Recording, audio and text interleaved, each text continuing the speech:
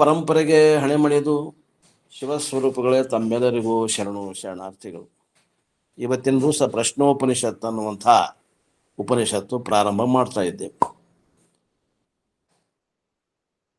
ನಾವು ಇಲ್ಲಿವರೆಗೆ 7 ಉಪನಿಷತ್ತು ನೋಡಿದ್ವಿ. ಇದು 8ನೇ Upanishad, Prashnopanishad. As I have announced earlier, we will take up the Prashna Upanishad as the next Upanishad for our study. ನಾವು ಹಿಂದೆ ಹೇಳಿದ ಹಾಗೆ ಈಶಾವಾಸ್ಯ ಉಪನಿಷತ್ ಆಗಿಂದ ಪ್ರಶ್ನೋಪನಿಷತ್ ತೆಗೆದುಕೊಳ್ತೇವೆ ಅಂತ ಅಪ್ಪೋರು ಹೇಳಿದ್ರು. ಅದ್ರ ಪ್ರಕಾರ ಇವತ್ತಿನ ದಿವಸ ನಿನ್ನೆ ಮುಗಿಸಿದ್ವಿ. ಈಶಾವಾಸ್ಯ ಉಪನಿಷತ್ ಮುಗಿಯಿತು. ಇವತ್ತಿನ ದಿವಸ ಪ್ರಶ್ನೋಪನಿಷತ್ ಪ್ರಾರಂಭ ಮಾಡ್ತಾ ಇದೆ. This Upanishad also comes under the major Upanishad called major because Adi Shankaracharya's commentary is available. ಈ ಪ್ರಶ್ನೆ ಉಪನಿಷತ್ತು ಕೂಡ ಮುಖ್ಯ ಉಪನಿಷತ್ತುಗಳಲ್ಲಿ ಬರ್ತದೆ. ಯಾಕೆ ಮುಖ್ಯ ಅಂತಂದ್ರೆ ಶಂಕರಾಚಾರ್ಯರ ಭಾಷ್ಯ ಈ ಪ್ರಶ್ನೋಪನಿಷತ್ತಿಗೆ ಲಭ್ಯವಿದೆ. ಆದ್ದರಿಂದ ಇದು ನಮಗೆ ಮುಖ್ಯ ಉಪನಿಷತ್ತು. ಯಾಕೆ ಮುಖ್ಯ ಉಪನಿಷತ್ತು ಅಂದ್ರೆ ಬ್ರಹ್ಮಸೂತ್ರದಲ್ಲಿ ವ್ಯಾಖ್ಯಾನ ಮಾಡಬೇಕಾದ್ರೆ ಇದರ ಒಳಗಿನ ಮಂತ್ರಗಳನ್ನು ತೆಗೆದುಕೊಂಡು ವಿಶ್ಲೇಷಣೆ ಮಾಡ್ತೀವಿ. ಈ ಮುಖ್ಯವಾಗಿ 10 ಉಪನಿಷತ್ತುಗಳು ನಮಗೆ ಕಂಠಪಾಠ ಇದ್ರೆ ಬ್ರಹ್ಮಸೂತ್ರದ ಅಭ್ಯಾಸ ಸರಿಯಾಗ್ತದೆ. This Upanishad belongs to Atharva Veda like the Mundaka and Mandukya Upanishad. ಇದು ಯಾವ ಉಪನಿಷತ್ತಿಗೆ ಸಂಬಂಧಪಟ್ಟಂತ, ಇದು ಯಾವ ವೇದಕ್ಕೆ ಸಂಬಂಧಪಟ್ಟದ್ರೆ ಇದು ಪ್ರಶ್ನೋಪನಿಷತ್ತು ಅಂದ್ರೆ ಈಗಾಗಲೇ ನಾವು ಅಭ್ಯಾಸ ಮಾಡಿದ್ದೀವಿ. ಮುಂಡಕ ಉಪನಿಷತ್ತು ಮತ್ತು ಮಾಂಡುಕ್ಯ ಉಪನಿಷತ್ತು ಆ ಒಂದು ವೇದಕ್ಕೆ ಸಂಬಂಧಪಟ್ಟಂತ ಉಪನಿಷತ್ತು. ಇದು 3ನೇದು ಅಥರ್ವಣ ವೇದ. ಇದು ಯಾವ ಉಪನಿಷತ್ತಿಗೆ ಸಂಬಂಧಪಡ್ತದೆ ಅಂದ್ರೆ ಬಿಲಾಂಗ್ಸ್ ಟು ಅಥರ್ವ ವೇದಕ್ಕೆ ಸಂಬಂಧಪಡ್ತದೆ.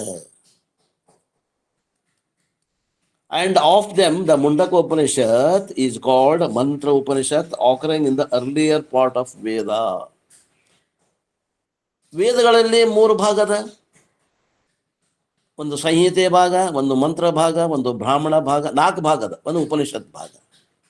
ಆ 4 ಭಾಗಗಳಲ್ಲಿ ಬರುವಂತಹದ್ದು, ಮಂತ್ರ ಭಾಗದಲ್ಲಿ ಬರುವಂತಹದ್ದು ಯಾವುದು ಅಂದ್ರೆ ಮುಂಡಕ ಉಪನಿಷತ್.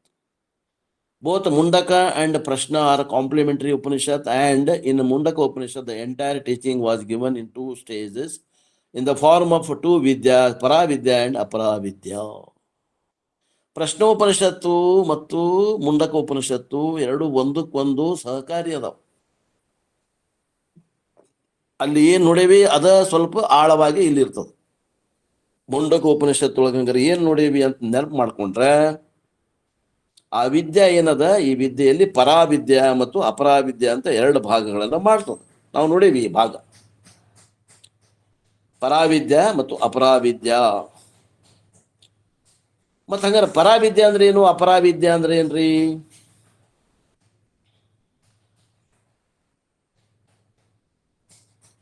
ಅಪರಾವಿದ್ಯ ಅಂತಂದ್ರೆ ಜ್ಞಾನಕ್ಕೆ ಯೋಗ್ಯತೆಯನ್ನು ಪ್ರಾಪ್ತಿ ಮಾಡಿಕೊಳ್ತದ ಅಪರಾವಿದ್ಯ. ಪರಾವಿದ್ಯ ಅಂದ್ರೆ ಜ್ಞಾನವನ್ನು ಮಾಡಿಕೊಡ್ತದೆ, ಆತ್ಮಜ್ಞಾನವನ್ನು ಮಾಡಿಕೊಡು. ನೇರವಾಗಿ ಆತ್ಮಜ್ಞಾನ ಬೇಕಂದ್ರೆ ಅನ್ನೋದಕ್ಕೆ ಪರಾವಿದ್ಯ ಅಂತಾರೆ. ಆ ಪರಾವಿದ್ಯೆ ನಮ್ಮಲ್ಲಿ ಬರಬೇಕಂದ್ರೆ ಸಾಧನ ಚತುಷ್ಟಯ ಸಂಪನ್ನ ಅಧಿಕಾರಿ ಬೇಕಾಗ್ತದೆ. ಅಂತ ಸಾಧನೆಗಳನ್ನು ಕೊಡುವಂಥದ್ದು ಯಾವುದು ಸಾಧನ ಅಂದ್ರೆ ಅದು ಅಪರಾವಿದ್ಯೆ ಅಂತ ಹೇಳಿಸ್ಕೊಂಡು. ಅಂದ್ರೆ ಕರ್ಮಯೋಗ, ಈ ಅಪರಾವಿದ್ಯೆ ಒಳಗೆ ಬರುವಂತಹ ಭಾಗಗಳು ಏನದ ಅಂದ್ರೆ ಕರ್ಮಯೋಗ ಮತ್ತು ಉಪಾಸನ ಯೋಗ. ಇವೆರಡು ಏನು ಮಾಡ್ತಾವಂದ್ರೆ ಸಾಧಕನನ್ನ ತಯಾರಿ ಮಾಡ್ತಾವ. ಮನದೋಷ ಮತ್ತು ವಿಕ್ಷೇಪ ದೋಷ ನಿವೃತ್ತಿ ಮಾಡಿ ಒಳ್ಳೆ ಜಿಜ್ಞಾಸು ಆಗ್ತಾನ, ತಯಾರಾಗ್ತಾನೆ, ಅಧಿಕಾರಿ ತಯಾರಾಗ್ತಾನೆ. ಅಂಥವ್ರಿಗೆ ಜ್ಞಾನ ಏನಾದ ಸರಳ ಆಗ್ತದೆ, ಜ್ಞಾನ ಯೋಗ್ಯತಾ ಪ್ರಾಪ್ತಿ ಕೊಡ್ತದೆ ಅಪರಾವಿದ್ಯೆ. ಮತ್ತು ಪರಾವಿದ್ಯೆ ಏನು ಕೊಡ್ತದೆ? ಜ್ಞಾನ ಪ್ರಾಪ್ತಿ. ಆ ಜ್ಞಾನದಿಂದ ಏನಾಗ್ತದೆ ಅಂದ್ರೆ ಮೋಕ್ಷ ಪ್ರಾಪ್ತಿ. ಇವು ಎರಡು ಯೋಗಗಳನ್ನು ಹೇಳ್ಕೊಂಡು ಬಂದದ್ದು. Of these 2 yogas Mundaka Upanishad highlighted Karmayoga part by taking about rituals. ಆ ಮುಂಡಕ ಉಪನಿಷತ್ತಲ್ಲಿ ಏನು ಮಾಡ್ತು ಅಂತಂದ್ರೆ ಕರ್ಮಯೋಗದ ಭಾಗವನ್ನು ಹೆಚ್ಚಿಗೆ ವಿಸ್ತಾರ ಮಾಡಿ ಹೇಳಿದ. ಎಲ್ಲಿ ಹೇಳಿದ್ರಿ? ಮುಂಡಕ ಉಪನಿಷತ್ತು ಅಭ್ಯಾಸ ಮಾಡಿದವ್ರಿಗಿದ್ರೆ ಹೇಳಿ ತಿಳಿದತ್ ನೋಡ್ರಿ. ಯಶ್ಯಾಗ್ನಿಹೋತ್ರಮದರ್ಶಮ ಪೌರ್ಣಮಾಸಮಚಾತುರ್ಮಾಸಂ ಅನಾಗ್ರಯಣಂ ಅತಿಥಿವರ್ಜಿತಂ ಚ ಅಹುತಂ ಅವೈಶ್ಚ ಅವೈಶ್ವವೇ ದೇವಂ ಅಭಿದಿನಾಹುತಂ ಆಸಪ್ತಮಾಸ್ತಸ್ಯ ರೋಕಾನ್ ಹಿನಸ್ತಿ. ಮುಂಡಕೋಪನಿಷತ್ತಿನ 2ನೇ ಖಂಡದಲ್ಲಿ 3ನೇ ಮಂತ್ರ ಹೇಳ್ತದೆ. ಕರ್ಮಯೋಗವನ್ನ ಇಲ್ಲೇ ಹೆಚ್ಚಿಗೆ ಮಾಡಿ ಹೇಳ್ಯತ ಮುಂಡಕೋಪನಿಷತ್ತಿನ. ಕರ್ಮಯೋಗ ಮಲದೋಷವನ್ನ ನಿವೃತ್ತಿ ಮಾಡ್ತದೆ. ಅನೇಕ ಜನ್ಮದಲ್ಲಿ ಮಾಡಿದ ಪಾಪ ನಿವೃತ್ತಿ.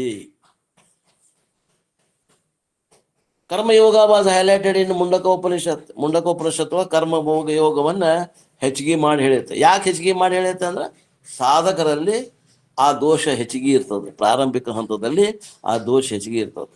ಇರುವ ದೋಷ ಸಾಧಕರಲ್ಲಿ ಎಷ್ಟು? 3 ದೋಷ. ಒಂದು ಮಲದೋಷ, ಒಂದು ವಿಕ್ಷೇಪ ದೋಷ, ಒಂದು ಆವರಣ ದೋಷ.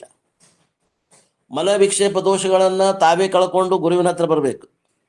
ವಿಕ್ಷೇಪ ದೋಷ ಕಳ್ಕೊಂಡು ಮಲ ವಿಕ್ಷೇಪ ಕಳ್ಕೊಂಡು ಬಂದಂದ್ರೆ ಆವರಣ ದೋಷ ಗುರುವಿನಿಂದ ಕಳೀಲಿಕ್ಕೆ ಸಾಧ್ಯ ಆಗ್ತದೆ. ಈ ಮುಂಡಕ ಉಪನಿಷತ್ತೊಳಗೆ ಕರ್ಮಯೋಗವನ್ನು ಹೇಳಿ ಮಲದೋಷವನ್ನು ನಿವೃತ್ತಿ ಮಾಡ್ಕೊಂಡು ಬರ್ಲಿಕ್ಕೆ ಹೆಚ್ಚಿಗೆ ಕರ್ಮಯೋಗವನ್ನು ಹೇಳಿದ್ದಾರೆ. ಆದ್ರೆ ಈ ಪ್ರಶ್ನೆ ಉಪನಿಷತ್ತಲ್ಲಿ ಏನ್ ಹೇಳ್ತದ ಅಂದ್ರೆ ಉಪಾಸನವನ್ನ ಇಲ್ಲೇ ಹೆಚ್ಚಿಗೆ ಮಾಡಿ ಹೇಳೋರದಾರ ನೋಡ್ರಿ. ಧ್ಯಾನ, ಅಂತಃಕರಣದಲ್ಲಿ ಏಕಾಗ್ರತೆ, ಆ ಮನಸ್ಸಿನಲ್ಲಿ ಚಂಚಲತೆ ಅದನ್ನು ಕಳ್ಕೊಳ್ಳಿಕ್ಕೆ ಇದು ಮಾತ್ರ ಈ ಉಪನಿಷತ್ತಲ್ಲಿ ಇದಕ್ಕೆ ಒತ್ತು ಕೊಟ್ಟು ಹೇಳ್ಯಾರ.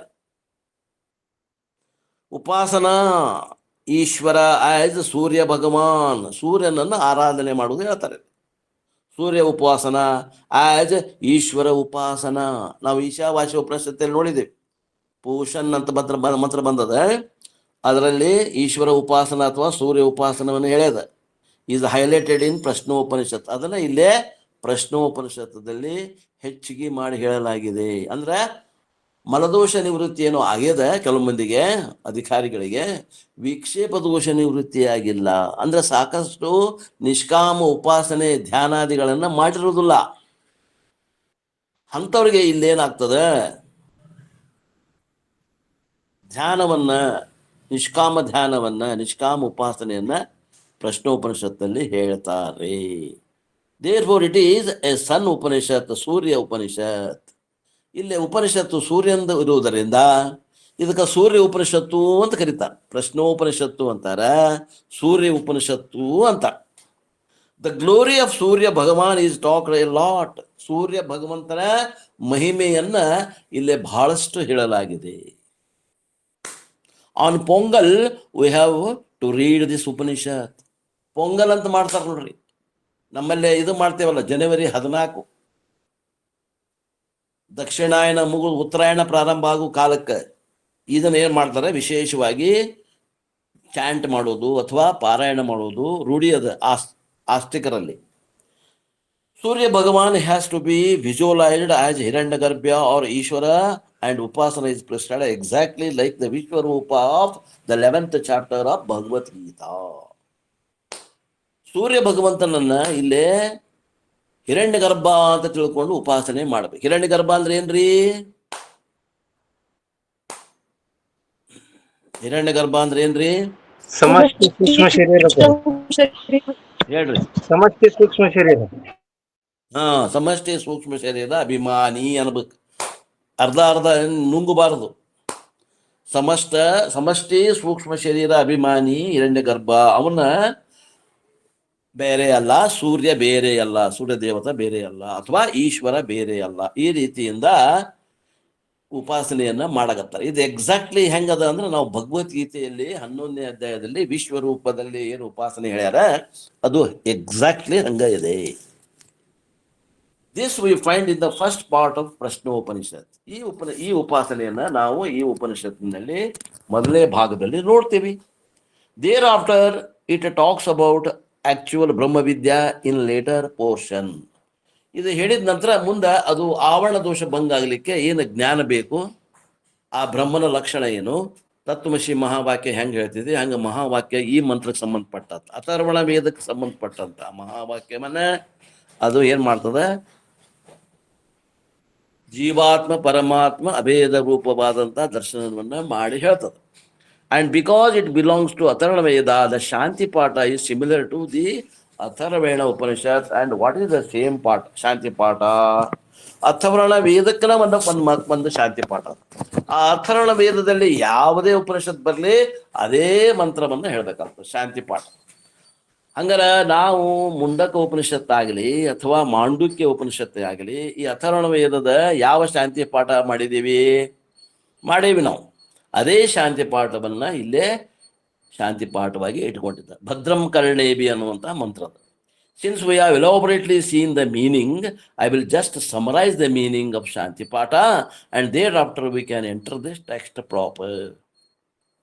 ಈ ಶಾಂತಿ ಪಾಠದ ವಿಶೇಷ ಅರ್ಥವನ್ನು ನಾವು ಮುಂಡಕ ಉಪನಿಷತ್ತು ಹೇಳುವಾಗಲೂ ಹೇಳಿದ್ದೇವೆ. ಆ ನಂತರ ಇನ್ನೊಂದು ಉಪನಿಷತ್ತು ಯಾವುದು ಮಾಂಡವಿಕ ಉಪನಿಷತ್ತು ಬಂದಾಗಲೂ ಹೇಳಿದ್ದೇವೆ.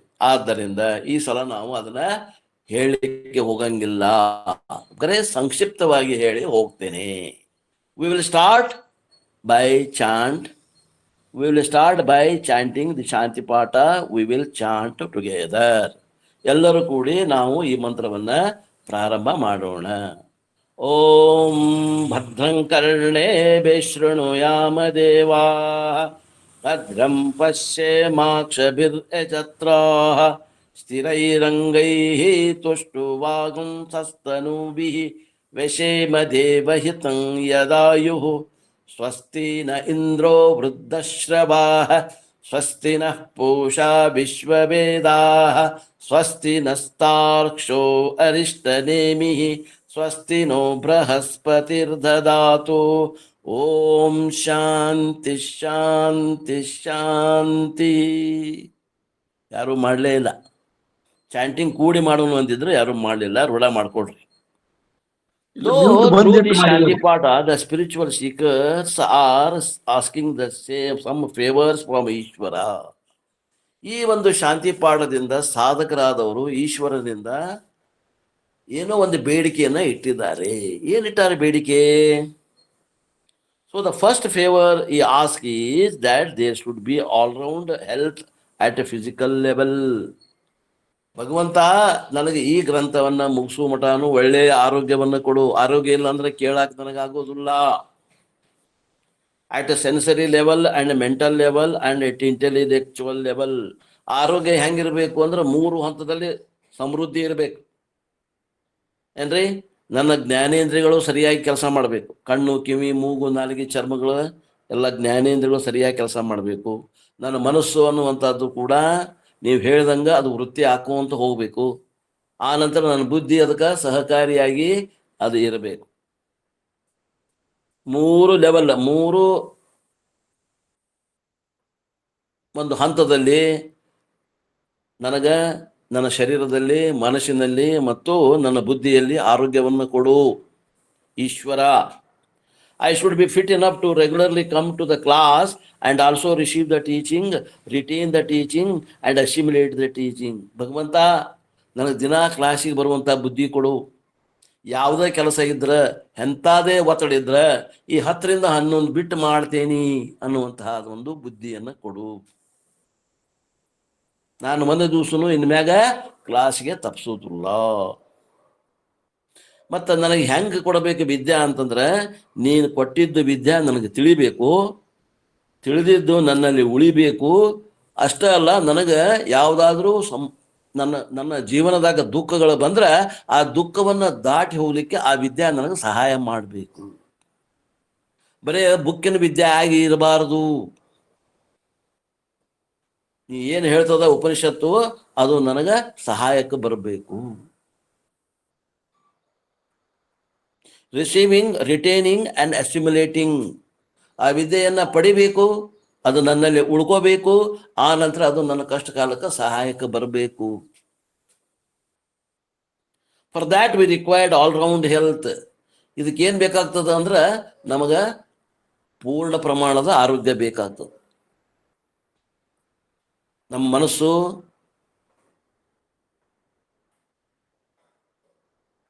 ಇತ್ಲಾಗ ಹರಿದು ಹೋಗುವಂಥ ಸ್ವಭಾವ ಐತೆ, ಅದು ಕಮ್ಮಿ ಆಗಬೇಕು. ಆ ನಂತರ ಅಗ್ರಹಣ ಮತ್ತು ಅಗ್ರಹಣದ ಹೇಳಿದ ವಿಷಯ ತಿಳಿಯಂಗಿಲ್ಲ ಕೆಲವು ಮಂದಿಗೆ. ಅಂದ್ರೆ ಬುದ್ಧಿ ಏನದ ಮಂದತ್ವ ಇರ್ತದೆ, ಅಥವಾ ಕೆಲವು ಮಂದಿ ಮುಂದೆ ಅನ್ಯತಾ ಗ್ರಹಣ ಇರ್ತದೆ. ಒಂದು ಹೇಳೋದ ಒಂದು, ಶಾಸ್ತ್ರ ನಾವು ತಿಳ್ಕೊಳ್ಳೋದ ಒಂದು. ಹಂಗೋ ಆಗ್ಬಾರ್ದು. ಇವೆಲ್ಲ ಮನಸ್ಸಿನಲ್ಲಿ ದೋಷಗಳು. ಇನ್ನು ಕೆಲವು ಮಂದಿಗೆ ತಿಳಿತದ, ಆದರೆ ಉಳಿಯುವುದಿಲ್ಲ, ಜಾರಿ ಹೋಗ್ತದೆ ವಿದ್ಯೆ. 10ರಿಂದ 11 ಆತು, 11:05 ನಾನು ಪಕ್ಕಾ ಸಂಸಾರಿ ಹಾಕೇನಿ. ಹಂಗೆ ಆಗ್ಬಾರ್ದು. ಅದು ಏನು ಕಲಿಸ್ಯಾರಲ್ಲ ಅದು ನಮಗೆ ಹಾಸುವಕ್ಕಾಗಿ ಉಳಿಬೇಕು, ನಮ್ಮ ರಕ್ತಗತ ಆಗ್ಬೇಕು ಆ ವಿದ್ಯೆ.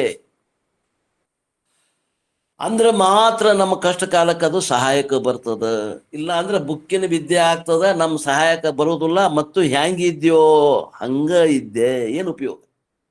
ಅಜ್ಞಾನ ಕಾಲದಲ್ಲಿ ಹೆಂಗಿದ್ದೆ, ಈಗೂ ಹಂಗ ಇದ್ದೇನೆ ಅಂದ್ರೆ ಏನು ಉಪಯೋಗ ಅಂತ ವಿದ್ಯೆಯಿಂದ? ಯಾಕಂದ್ರೆ ನಾನು ಈ ವಿದ್ಯೆಯನ್ನು ತೆಗೆದುಕೊಂಡು ನಾನು ಈ ಜೀವನದಲ್ಲಿ ಕಷ್ಟ ಸುಖಗಳನ್ನು ಎದುರಿಸುವಂತ ಪ್ರಾರಬ್ಧ ಅದ. ಇನ್ನ ಆ ಪ್ರಾರಬ್ಧದಾಗ ಸುಖನೂ ಅದ, ಕಷ್ಟನೂ ಅದ. ಆ ಕಷ್ಟಗಳನ್ನ ಬಂದಾಗ ಅದನ್ನು ಹ್ಯಾಂಗ ನಾವು ಎದಿ ಒಡ್ಡಿ ನಿಲ್ಲಬೇಕು? ದೃಢ ಅಪರೋಕ್ಷ ಜ್ಞಾನ ನನಗೆ ಮಾಡಲಿಕ್ಕೆ ನನ್ನ ಅನುಕೂಲ ಮಾಡಿಕೊಡು ಭಗವಂತ. ನಾನು ಎಂಥ ಕಷ್ಟ ಬಂದರೂ ಕೂಡ ಅಳಗ್ಯಾಡಬಾರ್ದು. ನನ್ನ ವಿದ್ಯೆ ಅಳಗ್ಯಾಡಿಸಬಾರ್ದು. ನಾನು ಆ ದುಃಖವನ್ನು ಅಳಗಾಡಿಸುವ ಸಾಮರ್ಥ್ಯ ನನಗೆ ಬರಬೇಕಾ ಹೊರತು ನಾನು ಒಟ್ಟ ಮಿಸಗಬಾರ್ದು ಭಗವಂತ. ಅಂಥ ವಿದ್ಯೆಯನ್ನು ಕೊಡುವಂತ, ಅಂಥ ಮನಸ್ಸನ್ನು ಕೊಡು, ಅಂಥ ಬುದ್ಧಿಯನ್ನು ಕೊಡು, ಅಂಥ ಆರೋಗ್ಯವನ್ನು ಕೊಡು. Therefore, the first prayer is ಜ್ಞಾನ ಯೋಗ್ಯತಾ ಆರ್ ಶರೀರ ಯೋಗ್ಯತಾ. ನನಗೆ ಮೊದಲು ಏನಪ್ಪ, ಜ್ಞಾನಕ್ಕೆ ಯೋಗ್ಯನನ್ನಾಗಿ ಮಾಡು. ಈ ಸಾಧನೆ ಇದು ಶರೀರ ಮನಸ್ಸುಗಳ ಸಾಧನೆ. ಶರೀರದಲ್ಲಿ ಆರೋಗ್ಯ ಬೇಕು, ಮನಸ್ಸಿನಲ್ಲಿ ಆರೋಗ್ಯ ಬೇಕು ಅಂದಾಗ ನನ್ಗೇನಾಗ್ತದೆ, ಈ ವಿದ್ಯೆ ತಿಳಿತದೆ. ಶರೀರದಲ್ಲಿ ಆರೋಗ್ಯ ಇದ್ದು ಮಾನಸಿಕ ಅನಾರೋಗ್ಯ ಇದ್ದಂದ್ರೆ ತಿಳಿಯುವುದಿಲ್ಲ. ಅನ್ಯಥಾ ಗ್ರಹಣ ಆಗ್ಬೋದು, ಅಗ್ರಹಣ ಆಗ್ಬೋದು. ಅಥವಾ ಗುರುಗಳು ಹೇಳೋ ಮುಂದೆ ನನಗೆ ಏನಾಗ್ಬೋದು, ಶೂನ್ಯಾಗ್ರಹ ಆಗ್ಬೋದು, ಬುದ್ಧಿ ನಿದ್ದೆ ಬರಬಹುದು. ಯಾಕಂದ್ರೆ ಹೇಳಕ್ ಬರಂಗಿಲ್ಲ. ನಿದ್ದೆ ವಿಚಾರ ಮಾಡಕ್ ಹತ್ತು ಅಂದ್ರೆ, ಬುದ್ಧಿಗೆ ವಿಚಾರ ಮಾಡಕ್ ಹಚ್ಚಿದ್ವಿ ಅಂದ್ರೆ ನಾ ಮಲ್ಕೋತೀನಿ ಅಂತ. ಅಡ್ಡಾಡಕ್ ಹೋಗುನು ಬಾ ಅಂದ್ರೆ ನಡಿ ಹೋಗುನು ಅಂತದ. ಕುಂತ್ವಿ ಕೇಳಾಕ ಅಂದ್ರೆ ನಿದ್ದೆ ಬಂದು ಬಿಡ್ತದ. ಅದ್ರಾಗ ಬಹಳಷ್ಟು ಮಂದಿ ಮನ್ಯಾಗ ಇದೇವಲ್ಲ, ಇದೇನು ಗುರುಗಳ ಹತ್ರ ಬಂದಿಲ್ಲ. ಗುರುಗಳ ನಮಗೆ ಮನೆಗೆ ಬಂದು ಹೇಳಾಕತ್ತಾರ. ನಾವೇನು ಮನ್ಕೊಂಡು ಕೇಳಾಕತ್ತೇವೋ, ಇನ್ನು ಆರಾಮ್ ಕುರ್ಚಿ ಮ್ಯಾಗ ಕುತ್ಕೊಂಡು ಕೇಳಾಕತ್ತೇವೋ, ಯಾರಿಗೆ ಗೊತ್ತು. ನಿದ್ದಿಗೆ ಹೋಗೋ ಚಾನ್ಸಸ್ಸು ಇರ್ತದ. ಅಂಥವೆಲ್ಲ ಆಗದಂಗಿರ್ಲಿ. ಆದ್ದರಿಂದ ಜ್ಞಾನ ಯೋಗ್ಯತೆಯಲ್ಲಿ ಎಳ್ಳಷ್ಟು ನನಗೆ ಹೆಚ್ಚು ಕಮ್ಮಿ ಆಗದಂಗ ನನಗೆ ಒಳ್ಳೆಯ ಆರೋಗ್ಯ, ಮಾನಸಿಕ ಮತ್ತು ದೈಹಿಕ ಆರೋಗ್ಯವನ್ನು ಕೊಟ್ಟು ಕಾಪಾಡು ಏ ಪರಮಾತ್ಮ Ishwara. And then the seeker asks the second favor, that with all our organs we should experience only auspicious things. ಭದ್ರಂ ಕರ್ಣೇ ವಿಷ್ಣುಯಾಮ ದೇವಾಃ. ನನ್ನ ಕಿವಿಗೆ ಒಳ್ಳೆ ಪವಿತ್ರವಾದದ್ದ ಸುದ್ದಿ ಕಿವಿಗೆ ಬೀಳಿ, ಅಥವಾ ಪವಿತ್ರವಾದ ವೇದ ಮಂತ್ರಗಳ ಕಿವಿಗೆ ಬೀಳಿ, ಅವುಗಳ ಅರ್ಥ ನನಗೆ ಹೊಳಿಲಿ. ನನಗೆ ಯಾವುದೇ ಲೌಕಿಕ ಸುದ್ದಿಗಳು ಬೇಡ, TV ಸುದ್ದಿಗಳು ಬೇಡ, ಪೇಪರ್ ಸುದ್ದಿ ಬೇಡ, ರಾಜಕೀಯ ಬೇಡ. ಕಿವಿಗೆ ಅಂತಂದ್ರೆ ನನ್ನ ಎಲ್ಲ ಇಂದ್ರಿಯಗಳಿಗೂ ಒಳ್ಳೆ ಪವಿತ್ರವಾದದ್ದು, ಮಂಗಳಕರವಾದದ್ದು ನನ್ನ ಕಿವಿಗೆ ಬೀಳಾಟಲ್ಲ. ನನಗೆ 5 ಇಂದ್ರಿಯಗಳಿಗೆ, ಜ್ಞಾನೇಂದ್ರಿಯಗಳಿಗೆ ಎಲ್ಲಿ ನೋಡ್ತೀನಿ, ಎಲ್ಲಿ ಕೇಳ್ತೀನಿ, ಎಲ್ಲಿ ಮೂಸ್ತೀನಿ, ಎಲ್ಲಿ ರುಚಿಸ್ತೀನಿ, ಎಲ್ಲಿ ಮುಟ್ತೇನೆ, ಆ ಪರಮಾತ್ಮನ ವಾಣಿ ಬಿಟ್ಟು ಬೇರೆ ಏನು ಬೇಡ ಭಗವಂತ. ಅಂತ ಒಂದು ಸನ್ನಿವೇಶವನ್ನು ಕೊಡು. ಕೇಳುವುದಂದ್ರೆ ಒಂದು ಇಂದ್ರಿಯದಿಂದ ಹೇಳಿದ್ರೆ ಎಲ್ಲಾ ಜ್ಞಾನೇಂದ್ರಿಯಗಳಿಗೆ ಬೇಕಾದಂತ ವಿಷಯವನ್ನ ಪರಮಾತ್ಮನ ಬಿಟ್ಟು ಯಾವುದು ಬೇಡ ಅನ್ನುವಂಥದ್ದನ್ನು ತಗೋಬೇಕು. ಮಂಗಳ ಅನುಭವ ವಿ ಶುಡ್ ಹ್ಯಾವ್. ಮಂಗಳ ಅಂದ್ರೆ ಏನ್ರಿ? ನಿಜವಾದ ಕಲ್ಯಾಣ. ನಿಜವಾದ ಕಲ್ಯಾಣ ಯಾವಾಗ ಆಕತ್ರಿ? ಕಲ್ಯಾಣ ಮಂಟಪದಾಗ ಆಕತ್ತಲ್ಲ, ಅದು ಕಲ್ಯಾಣ. ಇದು ಕಲ್ಯಾಣ, ಇದು ಕಲ್ಯಾಣ ರೀ. ಅದಕ್ಕೂ ಮಂಗಳ ಕಾರ್ಯಾಲಯ ಅಂತಾರ, ಇದಕ್ಕೂ ಮಂಗಳ ಕಾರ್ಯಾಲಯ ಅಂತ. ನಿಜವಾದ ಮಂಗಳ ಕಾರ್ಯಾಲಯ ಯಾವುದು? ನನ್ನ ಭುಜಬಲ ಇನ್ನು 2 ಪಟ್ಟು, ನನ್ನ ಬಾಳ ಸಂಗಾತಿ ಇಂಥವಳು, ಇದಕ್ಕೂ ಮಂಗಳ ಕಾರ್ಯನ ಅಂತಾರ. ಪ್ರಶ್ನೋಪನಿಷತ್ ಅಭ್ಯಾಸ ಮಾಡೋದನ್ನು ಮಂಗಳ ಕಾರ್ಯನ ಅಂತಾರೆ. ಯಾವ್ದು ನಿಜವಾದ ಮಂಗಳ ಯಾವ್ದ್ರಿ? ವಿಚಾರ ಮಾಡ್ರಿ. ಮಂಗಳ ಅನುಭವ we should have. The eye should see only good things. The ears should hear only good news. Mobile phone should receive only good SMS. And ನನ್ನ ಮೊಬೈಲ್ದಾಗ ಎಲ್ಲ ಬಗ್ಗೆ ಒಳ್ಳೆ ಚಲೋ ಚಲೋ ಭಗವಂತನ ವಿಡಿಯೋ ಬರಲಿ, ಆಡಿಯೋ ಬರಲಿ, ಏನೋ ಬರಲಿ, ಮೆಸೇಜ್ ಬರಲಿ, ಎಲ್ಲ ಅಂಥವು ಬರಲಿ. ಅಲ್ಲಿ ಸತ್ಸಂಗ ಅದ, ಇಲ್ಲಿ ಸತ್ಸಂಗ ಅದ, ಇಂಥವ ಬರಲಿ. ಉಳಿದದ್ದು ನನ್ನ ಮನಸ್ಸನ್ನು ಕೆಡಿಸುವಂತಹದ್ದು, ನನ್ನ ಸಾಧನೆಯಲ್ಲಿ ಅಡಚಣೆ ಮಾಡುವಂತ ಮೆಸೇಜ್ ಬಾರ್ದಂಗಿರ್ಲಿ.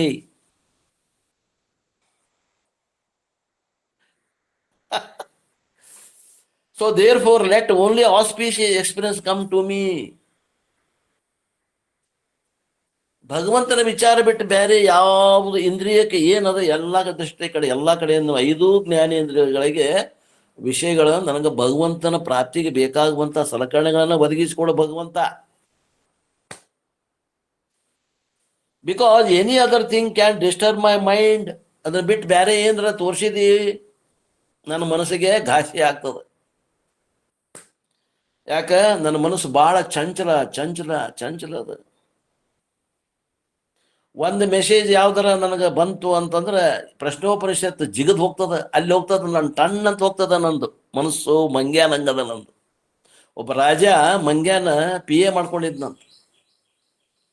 ಹಂಗಾಗೈತೆ ನಮ್ಮ ಮನಸ್ಸು. ಅದು ಏನಾರ ಹೊಲಸು ಕಾಣ್ತಂದ್ರೆ ಜಿಗದ್ ಹೋಗ್ತದ ಮನಸ್ಸು. ಅದಕ್ಕೆ ಅದನ್ನ ನನಗೆ ಸಮೀಪಕ್ಕೆ ತರಬೇಡ.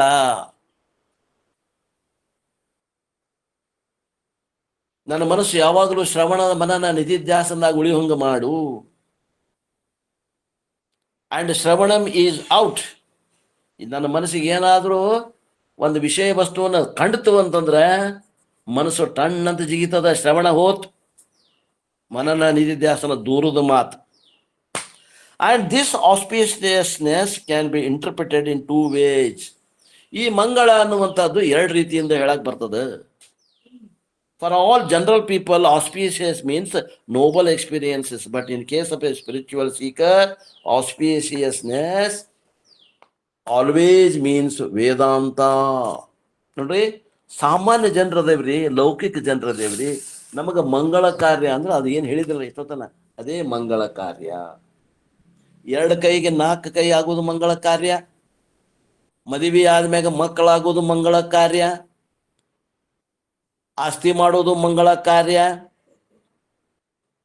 ಮನಿ ಕಟ್ಟುವುದು ಮಂಗಳ ಕಾರ್ಯ. ಯಾರಿಗೆ? ಸಾಮಾನ್ಯ ಲೌಕಿಕ ಜನರಿಗೆ. ಆದ್ರೆ ನಾವು ವೇದಾಂತಕ್ಕೆ ಬಂದವರಿಗೆ ನಮಗೆ ಮಂಗಳ ಕಾರ್ಯ ಯಾವುದು ಅಂತಂದ್ರೆ, ನಿಜವಾದ ಮಂಗಳ ಕಾರ್ಯ ಯಾವುದು ಅಂದ್ರೆ ವೇದಾಂತ. ವೇದದ ಅಂತ್ಯ ಭಾಗ, ಉಪನಿಷತ್ ಭಾಗಗಳ ರಹಸ್ಯ ಏನು, ವೇದಗಳ ರಹಸ್ಯ ಏನು, ಅವ್ರ ಹೃದ್ಗತ ಭಾವ ಏನು. Always means Vedanta or Brahman, because Brahman is the ultimate Mangalam. ಇದು ಆತ್ಯಂತಿಕವಾದ ಶ್ರೇಷ್ಠ ಮಂಗಳ. ಇದು ಪವಿತ್ರವಾದದ್ದು. ಪವಿತ್ರಂ ಯಹ ಮಂಗಳಂ ಚ ಮಂಗಳಂ.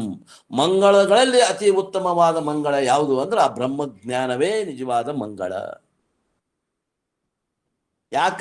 ಯಾಕೆ ನಿಜವಾದ ಮಂಗಳ ಅಂದ್ರ ಅದು ಶಾಶ್ವತ ಸುಖ ಕೊಡೋದಿಲ್ಲ ಆ ಮಂಗಳ ಕಾರ್ಯ. ಈ ಮಂಗಳ ಕಾರ್ಯ ಶಾಶ್ವತ ಸುಖವನ್ನು ಕೊಡ್ತದೆ.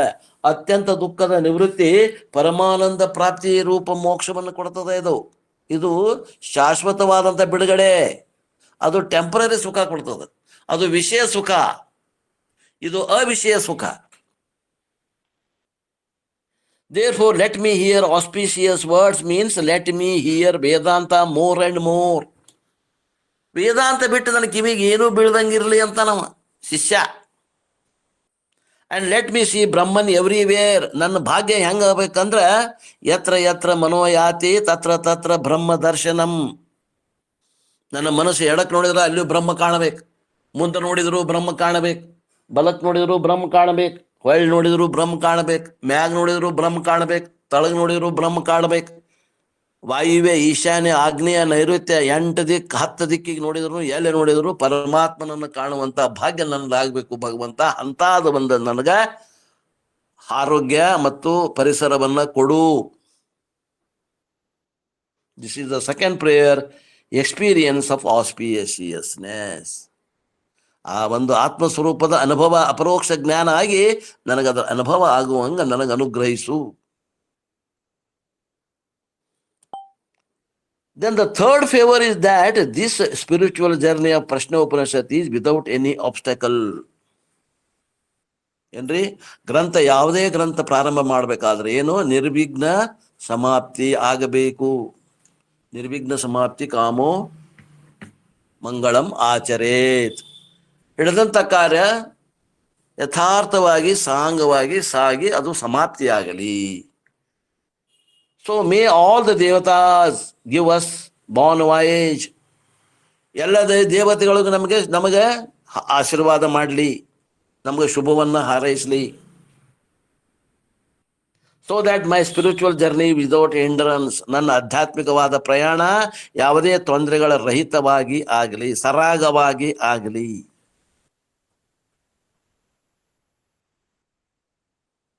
ಪ್ರತಿಬಂಧ ನಿವೃತ್ತಿ, ಯಾವುದೇ ಪ್ರತಿಬಂಧಗಳಿದ್ರೆ ಅವೆಲ್ಲವೂ ಸರಿದು ಹೋಗ್ಲಿ, ನಾ ಹೋಗುವತ್ನಾಗ ಅವು ಸರಿದು ಹೋಗ್ಲಿ.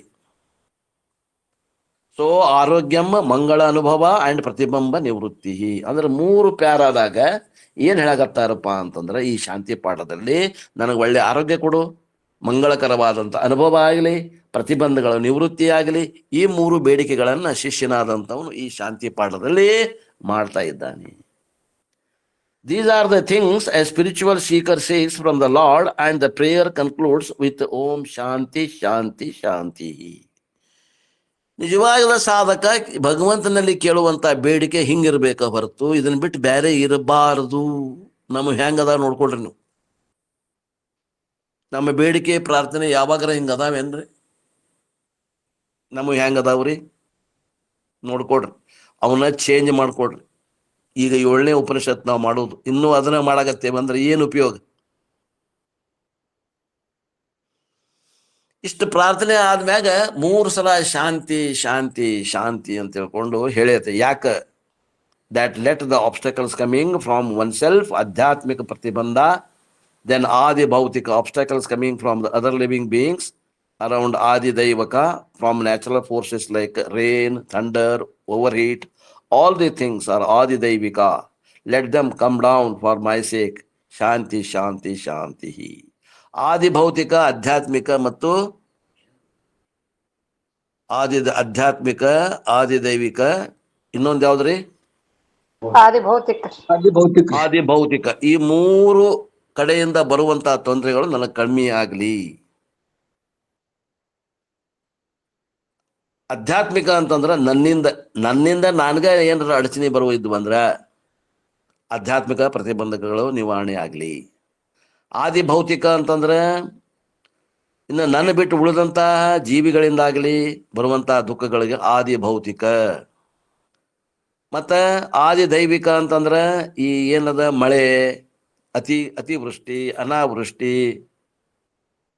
ಈಗ ನೋಡ್ರಿ ಟೆಂಪ್ರೇಚರ್ ಭಾಳ ಆಗೈತಿ, ಕುಡಿಯಾಕ ನೀರು ಇಲ್ದಂಗೆ ಆಗ್ತತಿ. ಇನ್ನು ಈ ವರ್ಷ ಮಳೆ ಕಮ್ಮಿ ಅದ, ಹಿಂಗೆಲ್ಲ ಆಗದಂಗೆ ಇರಲಿ.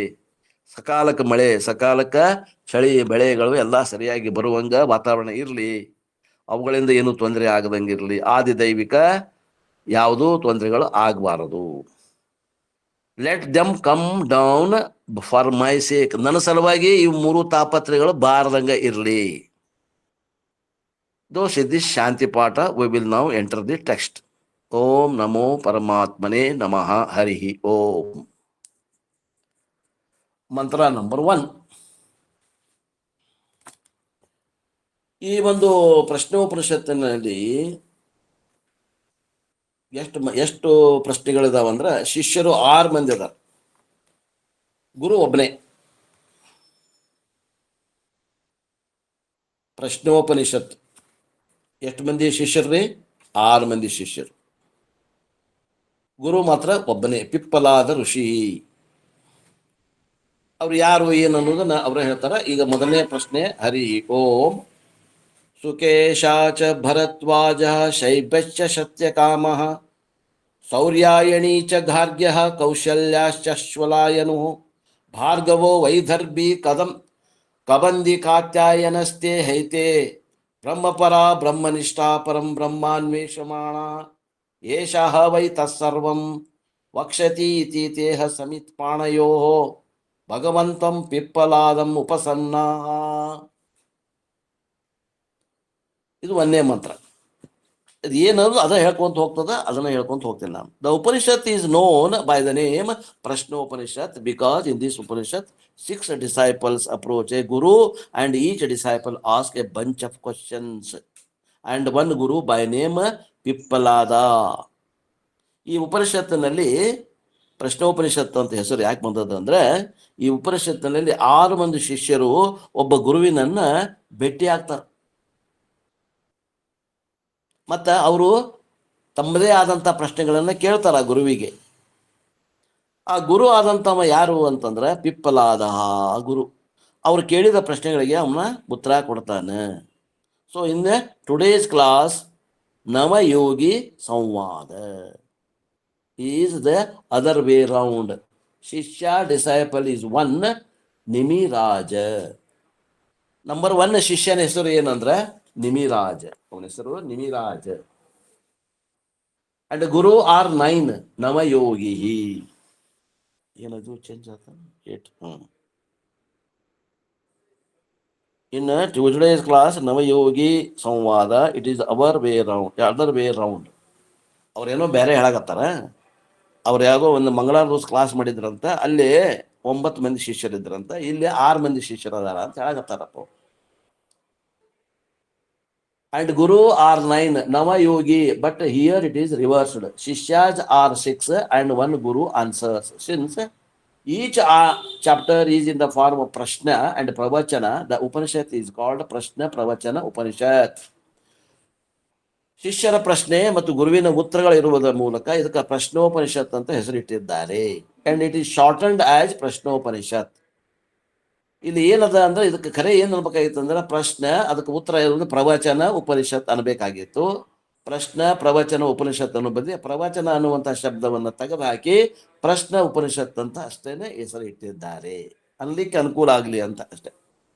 And the word Prashna here doesn't mean the Kerala astrology.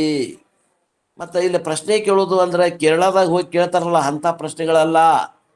ನಮ್ಮ ಎಮ್ಮಿ ಯಾವಾಗ ಹಿಂಡ್ತೈತ್ರಿ, ನನ್ನ ಮಗನ ಲಗ್ನ ಯಾವಾಗ ಆಕೈತ್ರಿ, ನಾವು ಮನೆ ಯಾವಾಗ ಕಟ್ತೇವೆ ರೀ, ಕೇರಳದವರು ಏನು ಭವಿಷ್ಯ ಕೇಳ್ತಾರಲ್ಲ ಅಂಥ ಪ್ರಶ್ನೆ ಅಲ್ಲ. ಮತ್ತೆ ಇನ್ನು ಕೇರಳ ಪ್ರಶ್ನೆ ಮೀನ್ಸ್ ಅಸ್ಟ್ರಾಲಜಿ, ಜ್ಯೋತಿಷಕ್ಕೆ ಕೇಳೋದಕ್ಕೂ ಪ್ರಶ್ನೆ ಕೇಳೋದು ಅಂತಾರೆ.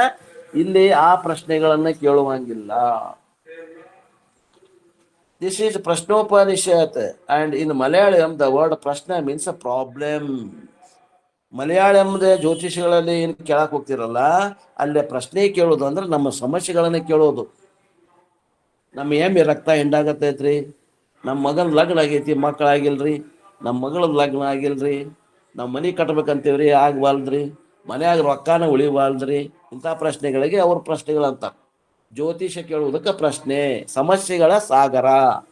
Therefore here that meaning also should not be taken. It is neither problem Upanishad nor astrology Upanishad. Prashnopanishad ಅಂದ್ರೆ ನಮಗೂ ಯಾವರ ಪ್ರಶ್ನೆ ಕೇಳಕ್ಕೆ ಹೋಗ್ಯವಲ್ಲ ಅಂಥ ಪ್ರಶ್ನೆಗಳಿಗೆ ಉತ್ತರ ಸಿಗುವುದು ಅಲ್ಲ ಇದು. ಅಥವಾ ಇದು ಏನೋ ಭವಿಷ್ಯ ಹೇಳ್ತಾರಪ್ಪ ಅಂಥದ್ದು ಪ್ರಶ್ನೋಪನಿಷತ್ ಅಲ್ಲ ಇದು. It is A series of spiritual questions and answers. ಆಧ್ಯಾತ್ಮಿಕ ಸಾಧಕರಲ್ಲಿ ಬರುವಂತಹ ಪ್ರಶ್ನೆಗಳು, ಅವ್ರು ಹೆಂಗೆ ತಮ್ಮ ಸಾಧನೆಯನ್ನು ಶ್ರವಣ ಹೆಂಗೆ ಮಾಡಬೇಕು, ಮನನ ಹೆಂಗೆ ಮಾಡಬೇಕು, ನಿಧಿಧ್ಯಾಸನ ಹೆಂಗೆ ಮಾಡ್ಕೋಬೇಕು, ಮಹಾವಾಕ್ಯಗಳಲ್ಲಿ ಏನದ ಲಕ್ಷಾರ್ಥ ವಾಚಾರ್ಥವನ್ನು ಹೆಂಗೆ ಗ್ರಹಣ ಮಾಡಬೇಕು, ಅದು ಐಕ್ಯ ಜೀವಾತ್ಮ ಪರಮಾತ್ಮ ಐಕ್ಯ ಹೆಂಗೆ ಆಗ್ತದೆ, ನಾವು ಹೆಂಗೆ ಪರಮಾತ್ಮ ಸ್ವರೂಪದೇವಿ ಅನ್ನುವಂಥದ್ದನ್ನು ಯಥಾರ್ಥವಾಗಿ ತಿಳ್ಕೊಳ್ಳುವಂತಹ ಪ್ರಶ್ನೆ, ಸಂಬಂಧಪಟ್ಟಂತಹ ಪ್ರಶ್ನೆಗಳಿಗೆ ಉತ್ತರಗಳು ಇರುತ್ತವೆ. The Upanishad has got 6 chapters and totally 67 mantras. ಇದರಲ್ಲಿ 6 ಅಧ್ಯಾಯಗಳಿವೆ. 6 ಮಂದಿ ಶಿಷ್ಯರಿಗೆ 6 ಅಧ್ಯಾಯಗಳು, ಒಟ್ಟು 67 ಮಂತ್ರಗಳಿವೆ. ಈಶಾವಾಸ್ಯ ಉಪನಿಷತ್ತಲ್ಲಿ ಎಷ್ಟು ಮಂತ್ರ ಇದ್ವಿ? 18 ಮಂತ್ರಗಳಿದ್ವು. ಇದರಲ್ಲಿ ಎಷ್ಟು ಮಂತ್ರಗಳದಾವೆ? 67. Almost all as big as Mundaka Upanishad. ಇದು ಮುಂಡಕ ಉಪನಿಷತ್ತು ಎಷ್ಟು ಗಾತ್ರ ಇದೆಯಲ್ಲ, ನಾವು ನೋಡಿದ ಮೊದಲನೇ ಉಪನಿಷತ್ತು ಅಷ್ಟೇ ಗಾತ್ರವುಳ್ಳಂತಹದ್ದು ಉಪನಿಷತ್ತು. 6 ಚಾಪ್ಟರ್ಸ್ ಆ್ಯಂಡ್ 67 ಮಂತ್ರಾಸ್. ಇದರಲ್ಲಿ 6 ಅಧ್ಯಾಯಗಳು, 67 ಮಂತ್ರಗಳು ಇರುತ್ತವೆ. And the Upanishad introduced the Guru and Shishya in the first mantra to indicate that always the knowledge should be received only from a Guru in the form of a dialogue or ಸಂವಾದ. ಈ ಮೊದಲನೇ ಮಂತ್ರದಲ್ಲಿ 6 ಮಂದಿ ಶಿಷ್ಯರು ಯಾರು, ಅಲ್ಲಿ ಹೇಳುವಂತಹ ಗುರು ಯಾರು ಅನ್ನುವಂಥದ್ದನ್ನ ಹೇಳ್ತಾರೆ. ಯಾಕಂದ್ರೆ ಈ ಉಪನಿಷತ್ತಿನಲ್ಲಿ ಬರುವಂತಹ ಬ್ರಹ್ಮ ವಿದ್ಯೆಯನ್ನ ಗುರು ಶಿಷ್ಯ ಪರಂಪರೆಯ ಮೂಲಕನ ಪಡೆಯಬೇಕು. ನನಗೆ ಬರ್ತದ ಭಾಷೆ ಅಂತ ತಿಳ್ಕೊಂಡು ಸ್ವತಂತ್ರವಾಗಿ ಅಭ್ಯಾಸ ಮಾಡುವ ಹಾಗಿಲ್ಲ. ಯಾಕಂದ್ರೆ ಅನ್ಯಥಾ ಗ್ರಹಣ ಆಗುವಂತ ಸಾಧ್ಯ ಇರ್ತದೆ. ಅದು ಹೇಳುವುದ ಒಂದ, ನಾವು ತಿಳ್ಕೊಳ್ಳೋದ ಇನ್ನೊಂದು ಆಗ್ತದೆ. ಗುರುವಿನ ಮತ್ತು ಶಾಸ್ತ್ರ ಸಮೇತವಾಗಿ ಅಭ್ಯಾಸ ಮಾಡಬೇಕಾಗ್ತದೆ. ಲಕ್ಕೇಲಿ ನಮ್ಮಲ್ಲಿ ಯಾರು ಶಾಸ್ತ್ರ ಸಂಸ್ಕೃತ ಬಲ್ಲವರು ಇಲ್ಲ. ನಮ್ಗೆ ಬುಕ್ ಓದಾಕು ಬರಂಗಿಲ್ಲ, ಓದಿದ್ರೆ ನಮ್ಗೆ ತಿಳಿಯೋದು ಇಲ್ಲ. ಇದು ಯಾರಿಗೆ ಅಂದ್ರೆ, ಯಾರಿಗೆ ನಮ್ಮ ಸಂಸ್ಕೃತ ಪಂಡಿತರದೇವಿ ನಾವು ಓದಿ ತಿಳ್ಕೋತೀವಿ ಅನ್ನೋರಿಗೆ ಈ ಮಾತು, ನಮ್ಮಂಥವ್ರಿಗೆಲ್ಲ. ಅಂತ ಪಂಡಿತ ಅದೇನಂದ್ರು ಕೂಡ ನೀನು ಗುರುವಿನ ಹತ್ರ ಹೋಗಿನೇ ಇದನ್ನ ಶ್ರವಣ ಮಾಡಬೇಕು ಅಂತ ಅರ್ಥ. ಅದು ಸಂವಾದ ರೂಪದಲ್ಲಿ ಇರ್ತದೆ. ಗುರು ಶಿಷ್ಯರಲ್ಲಿ ಸಂವಾದ ರೂಪದಿಂದ ಈ ವಿದ್ಯೆಯನ್ನ ಪಡಿಲಿಕ್ಕೆ ಅನುಕೂಲ ಆಗ್ತದೆ. Never study the Upanishad by your self. ಸ್ವತಃ ನೀವೇ ಅಭ್ಯಾಸ ಮಾಡಲಿಕ್ಕೆ ಹೋಗ್ಬೇಡ್ರಿ. ನಮ್ಮಲ್ಲಂತೂ ಯಾರು ಬುಕ್ಕ ತೆಗಂಗಿಲ್ಲ ಬಿಡ್ರಿ. ಇವತ್ತು 10 ಗಂಟೆ ತೆಗೆದವ್ರು ನಾಳೆ 10 ಗಂಟೆಗೆ ತೆಗಿತಾರೆ. ಏನು ಹೇಳುವಂಥ ಅವಶ್ಯಕತೆ ಇಲ್ಲ. ಇನ್ನು ಮುಂಡಕ ಭಾಷ್ಯಂ ಶಂಕರಾಚಾರ್ಯ ಶೇಜ್. ಶಂಕರಾಚಾರ್ಯರು ಮುಂಡಕ ಉಪನಿಷತ್ತಲ್ಲಿ ಒಂದು ಮಾತು ಹೇಳ್ತಾರೆ. ಶಾಸ್ತ್ರಜ್ಞೋಭಿ ಸ್ವತಂತ್ರೇಣ ಬ್ರಹ್ಮಾನ್ವೇಷಣಂ ನ ಕುರ್ಯಾತ್. Even a person is a Sanskrit Mimamsa or Tarka scholar.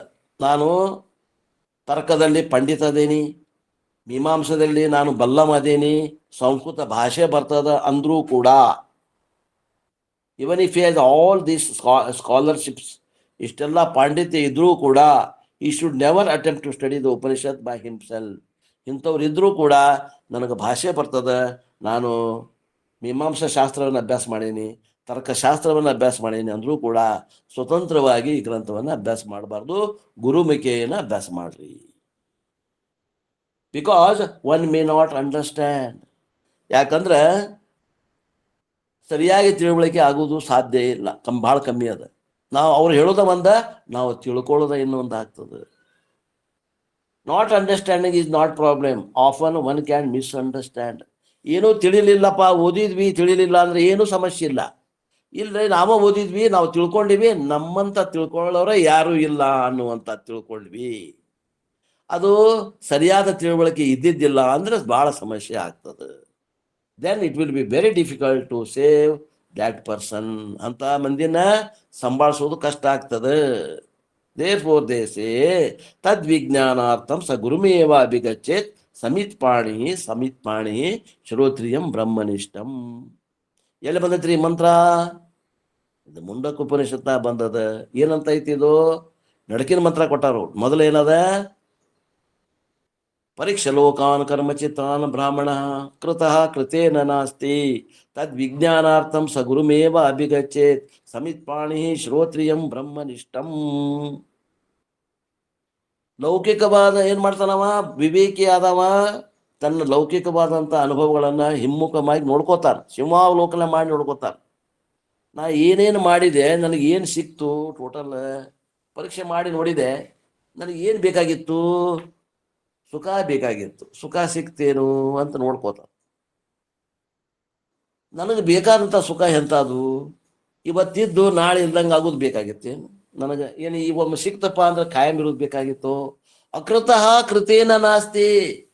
ನನಗೆ ಬೇಕಾಗುವಂಥ ನಿತ್ಯ ಸುಖ ಈ ಅನಿತ್ಯ ಕರ್ಮದಲ್ಲಿ ಇಲ್ಲ. ನನಗೆ ಬೇಕಾಗೈತಿ ನಿತ್ಯ ಸುಖ, ಯಾವಾಗಲೂ ಸುಖ ಬೇಕು ನನಗೆ.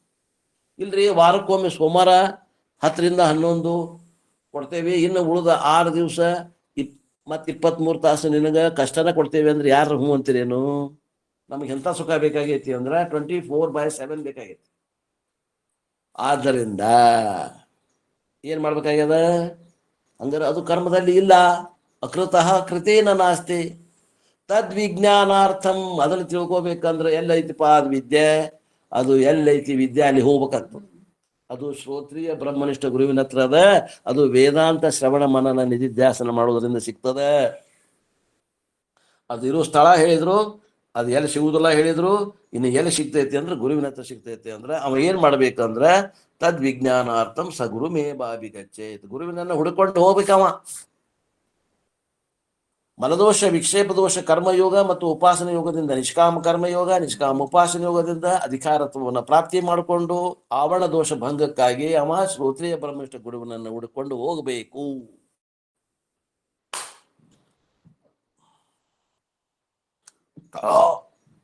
Here you find 6 disciples approach a guru, and that too with a proper attitude of Shraddha and ಭಕ್ತಿ. ಇಲ್ಲಿ 6 ಮಂದಿ ಶಿಷ್ಯರು ಹೆಂಗದಾರ ಅಂದ್ರೆ ಒಳ್ಳೆ ಅಧಿಕಾರಿಗಳದ. ಅವ್ರು ನಮ್ಮಂತ ಅಧಿಕಾರಿಗಳಲ್ಲ, ಟೈಮ್ ಪಾಸ್ ಸಿಂಗ ಕಡ್ಲೆ ಬಂದವರಲ್ಲ. ಇದು ಏನ್ ಹೇಳ್ತಾರ ನೋಡೋನ್ ತಿಂದ್ರಿಪ್ಪ, ಏನೋ ಫ್ರೀ ಹೇಳಾಕತ್ತಾರ ಕೇಳೋನಂತ ಬಂದವ್ರಲ್ಲ. ಅವರು ಬದುಕರಿಸಿ ಶ್ರವಣ ಮನನ ನಿಧಿಧ್ಯಾಸನ ಮಾಡಾಕಂತ ಹೋದವರು 6 ಮಂದಿ ಶಿಷ್ಯರು ಅಧಿಕಾರಿಗಳು. ಅವರಲ್ಲಿ ಮನದೋಷ ವಿಕ್ಷೇಪ ದೋಷ ಕಳ್ಕೊಂಡವರು. ಅಟಿಟ್ಯೂಡ್ ಆಫ್ ಶ್ರದ್ಧಾ ಅಂಡ್ ಭಕ್ತಿ, ಅವರಲ್ಲೇ ಗುರುವಿನ ಮೇಲೂ ಶ್ರದ್ಧಾ ಭಕ್ತಿ ಅದ, ಆ ಶಾಸ್ತ್ರದ ಮೇಲೂ ಶ್ರದ್ಧಾ ಭಕ್ತಿ ಅದ. So with faith and reverence, and this faith and reverence is generally indicated by some physical offering that is taken. ಅವ್ರಿಗೆ ಶ್ರದ್ಧಾ ಭಕ್ತಿ ಅದ ಅನ್ನೋದು ಹೆಂಗ್ ಗೊತ್ತಾಗ್ತದ್ರಿ? ಶ್ರದ್ಧಾ ಭಕ್ತಿ ಅದ ಅನ್ನೋದು ಹೆಂಗ್ ಗೊತ್ತಾಗ್ತದ? ಈಗ ವರ್ಷಕ್ಕೆ 2 ಸಲ ನಾವು ಜನವರಿ 15, ಆ ನಂತರ ಜನವರಿ 26, ಆಗಸ್ಟ್ 15ಕ್ಕೆ ನಾವು ನಮ್ಮ ದೇಶಕ್ಕೆ ನಮ್ಮ ಪ್ರೇಮವನ್ನು ಸೂಚಿಸ್ತೇವೆ. ಹೆಂಗೆ ಸೂಚಿಸ್ತೇವ್ರಿ ನಾವು? ದೇಶ ಅಂತೂ ಅದಕ್ಕೆ ನಮಗೆ ಕೈಗೆ ಸಿಗಂಗಿಲ್ಲ. ಅದಕ್ಕೆ ನಾವು ಭಕ್ತಿ ನಮ್ಮ ಶ್ರದ್ಧಾ ತೋರಿಸೋದು ಹೆಂಗೆ ತೋರಿಸ್ತೇವ್ರಿ ನಾವು? ಹೆಂಗೆ ತೋರಿಸ್ತೇವ್ರಿ? ಧ್ವಜಾರೋಹಣ ಮಾಡುವ ಮೂಲಕ.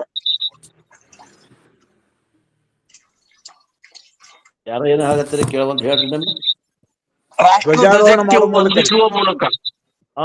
ಧ್ವಜಾರೋಹಣ ಮಾಡೋ ಕರೆಕ್ಟ್ ಹೇಳಿದ್ರು ನೋಡ್ರಿ. ಧ್ವಜಾರೋಹಣ ಮಾಡುವ ಮೂಲಕ ಅಂದ್ರೆ ಆ ನಿರಾಕಾರವಾದಂಥ ದೇಶವನ್ನ ನಾವೇನ್ ಮಾಡ್ತೇವಿ, ಒಂದು ಧ್ವಜದಾಗ ಅದನ್ನ ಅಲಂಬನ ಮಾಡ್ತೇವಿ. ಆ ಧ್ವಜವೇ ನಮ್ದು ದೇಶ ಅಂತ ಅದನ್ನ ನಮ್ಗಿಂತ ಎತ್ತರ ಸ್ಥಳದ ಮ್ಯಾಗ ಅದನ್ನ ಹಾರಿಸಿ ಅದಕ್ಕೆ ದೇಶ ಪ್ರೇಮವನ್ನು ಹೇಳಿ, ಭಕ್ತಿ ಗೀತೆಯನ್ನು ಹೇಳಿ ಅವತ್ತಿನ ದಿವಸ ನಾವು ಏನ್ ಮಾಡ್ತೇವಿ, ನಮಗೆ ಸ್ವಾತಂತ್ರ್ಯ ಗಳಿಸಿಕೊಟ್ಟಂತಹ ಅನೇಕ ಅವರ ತ್ಯಾಗ, ಅವರ ಒಂದು ಸೇವೆ, ಅವರ ಒಂದು ಇದನ್ನ ಸ್ಮರಣೆ ಮಾಡ್ತೀವಿ. ಮತ್ತು ದೇಶ ನಮಗೆ ಸ್ವಾತಂತ್ರ್ಯ ಕೊಟ್ಟು ದೇಶಕ್ಕಾಗಿ ಕೂಡ ನಾವು ನಮ್ಮ ಗೌರವ ಮತ್ತು ನಮ್ಮ ಭಕ್ತಿಯನ್ನ ಸೂಚಿಸ್ತೇವೆ. ಹೆಂಗೋ ಹಂಗ ಈ ಗುರುವಿಗೆ ನಾವು ಈ ಶಿಷ್ಯರು ಏನು ಭಕ್ತಿ ತೋರಿಸ್ತಾರ, ಏನು ಅವರು ಗೌರವ ಸೂಚಿಸ್ತಾರ್ರಿ. ಇನ್ನು ಮುಂಡಕ ಉಪನಿಷತ್ ವಿ ಸಾ ಸಮಿತ್ ಪಾಣಿ, ಸಮಿತ್ ಪಾಣಿಯಾಗಿ ಹೋಗ್ಬೇಕು, ಬರೇಗೈಲಿ ಹೋಗ್ಬಾರ್ದು. ಯಾವುದೇ ಗುರುವಿನ ಹತ್ರ ನೋಡ್ಬೇಕಾದ್ರೆ ಬರೇಗೈಲಿ ಹೋಗ್ಬಾರ್ದು. ಸಮಿತ್ ಪಾಣಿ ಅಂತಂದ್ರೆ ಏನದ ಹವಿಸ್ಗಳನ್ನ, ಏನು ಆ ಯಜ್ಞ ಕುಂಡದಲ್ಲಿ ಬೇಕಾಗುವಂತ ಸಾಮಾನುಗಳನ್ನು ಅವಾಗಿನ ಕಾಲದಾಗ ಆ ಗುರುಗಳು ಹಂಗೆ ಮಾಡ್ತಿದ್ರು. ಅವುಗಳಲ್ಲಿ ಯಜ್ಞ ಯಾಗಾದಿಗಳನ್ನ ಮಾಡ್ತಿದ್ರು. ಆ ಅರಳಿ ಕಟ್ಟಿಗೆ ಮುಂತಾದಗಳು ಸಮಿತ್ ಪಾಣಿಯಾಗಿ ಹೋಗ್ತಿದ್ರು.